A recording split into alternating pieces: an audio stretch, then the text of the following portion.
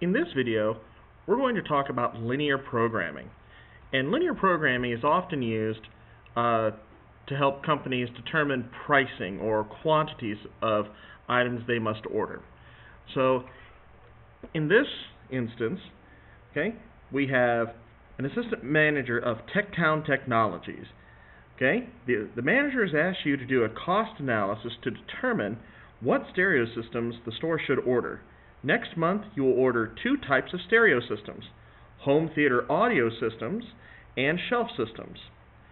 As assistant manager, you must determine how much of each brand to purchase to maximize profit. You expect to sell at least 5, but no more than 10 of the shelf systems. You also expect your sales of the home theater system will not exceed 12. The number of shelf systems cannot exceed the number of home theater systems.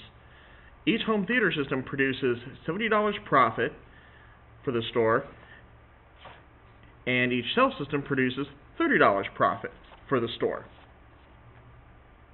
So, what we have to ask ourselves is, what is our ultimate goal? What are we trying to do? In this case, what I'm trying to do is maximize profit. So, that's what I'm going to write here. I'm trying to maximize profit.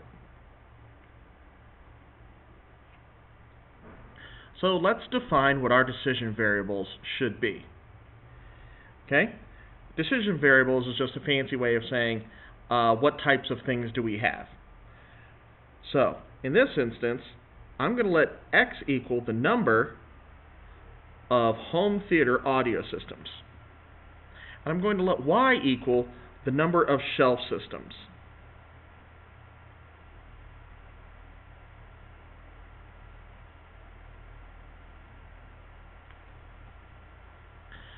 Now that I know that, now I can attempt to write my objective function. Your objective function is often written first, and I think it helps a lot of people to write it first before they try anything else. So, the objective function is going to be the one that tells us what the profit is, because that's what we're trying to do, is maximize the profit. So, here's what we know. So I'm looking for information that tells me about profit. The home theater audio system produces $70 profit. Meanwhile, the shelf system produces $30 profit. So I can say that my objective function is P for profit will equal X, so number of home theater audio systems, those are $70 profit. So 70 times the number of home audio systems. Then plus the number of shelf systems times its profit, $30. That is my objective function. Now, I'm not going to worry about that anymore until I get to a couple steps away. So now we have to translate the limitations. We call those constraints. They say a table might help you organize this information. That's a personal preference thing. I normally just list them. So here's what I know. I expect to sell at least 5, but no more than 10 shelf system units. So shelf systems are Y. So at least means I can sell 5, but I can sell more than that, and that'll be okay. So shelf systems, more would be greater than, and then since at least means it can be 5, I'm okay. But I also cannot sell any more than 10. So less than or equal to 10. Now, it also says I expect that my sales of the home theater audio system will not exceed 12. So that means that X is going to be less than or equal to 12. Now, here's the catch. It says the number of shelf systems cannot exceed the number of home theater systems. that means the number of these has to be smaller than these. So that means that y has to be smaller than x. And we show smaller by less than or equal to.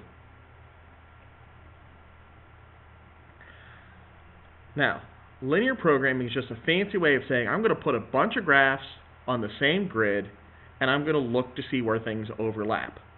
So that's what I'm going to do now, is I'm going to graph all of these. So y greater than or equal to 5. So here's 5, and I'm just going to put a couple dots along the way to help me line things up.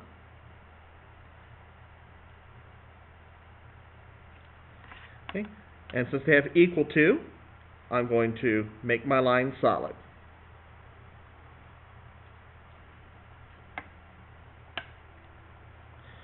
Okay, now I'm going to graph the second one. It says less than or equal to 10. So I'm going to go to 10, and I'm going to draw a few points.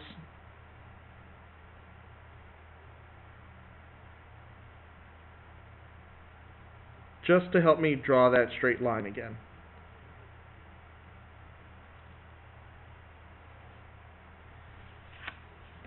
Okay, so greater than 5. So I would shade up.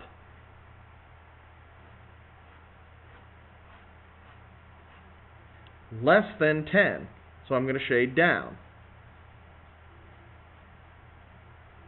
So far, where I'm looking is going to be in between these two lines. Now I'm going to graph x is less than or equal to 12.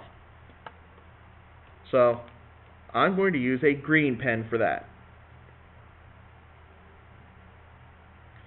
Okay, so I'm going to plot a couple points here just to, again, help me draw the straightest line I can.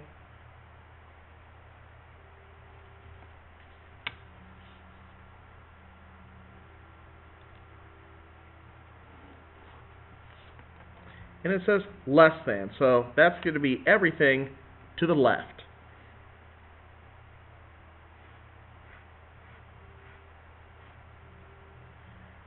So again, I'm still looking just in this region here. But now comes the catch. Y is less than or equal to x. So that's the y equals x is the diagonal uphill line. So 4, 4, 10, 10. Okay. That should help me draw my line. And I know it also goes through 0, 0. Okay. Now it says y is less than. So I would shade below where this point touches the y-axis. And since it's at 0, 0, what would be below it would be this side over here.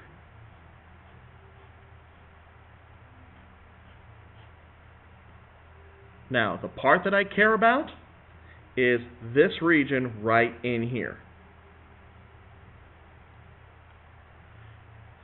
So that's where all the overlapping is.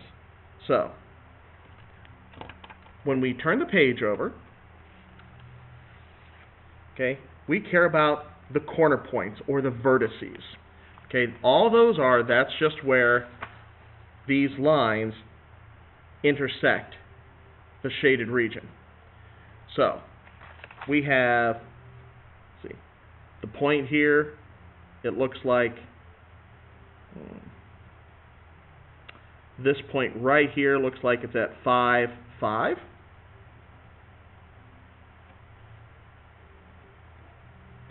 Let's see, we have the point, let's see, right here, that's 10, 10. I have the point 12, 10. And then I have the point 12, 5.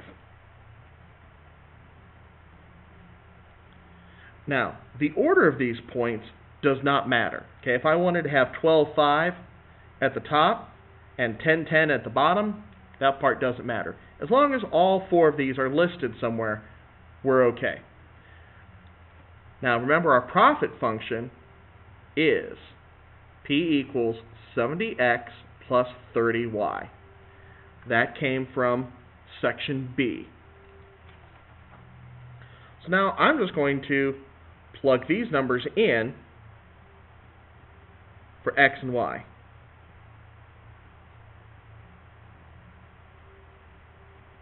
Okay.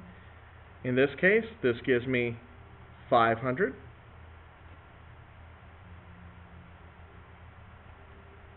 This will give me 1,000. This will give me, well, let's find out. Okay. This will give me 1,140. And this last one, whoops, 12. Oops, this should have been 10. This should have been a 10 right here.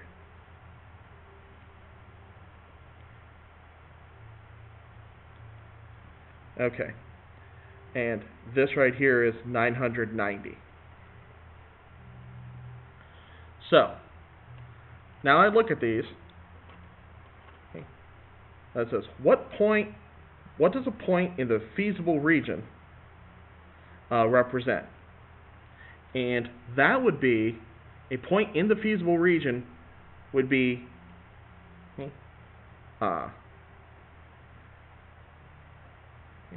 a point that satisfies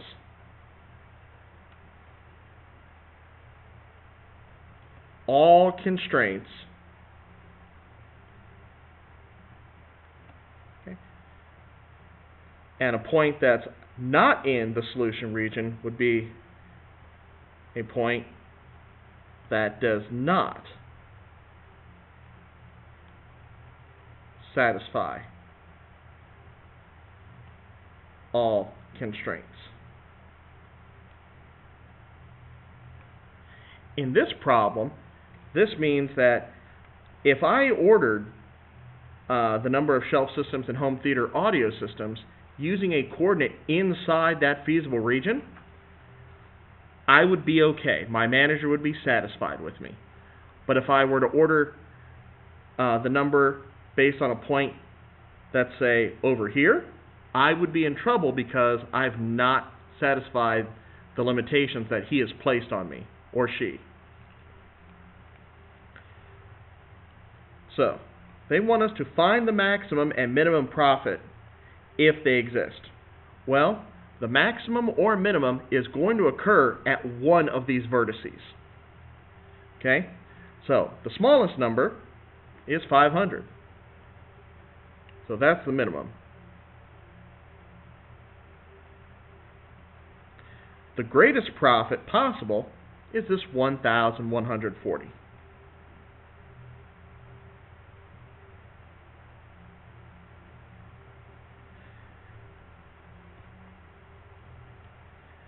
Now, we have to say what that tells me. Okay?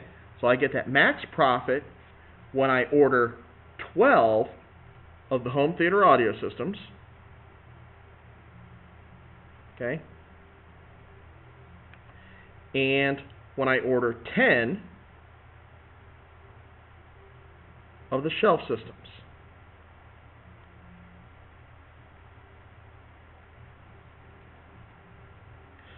And that's the solution to our problem. Now, everything in linear programming is there to help us maximize or minimize. And once we know the locations of these points,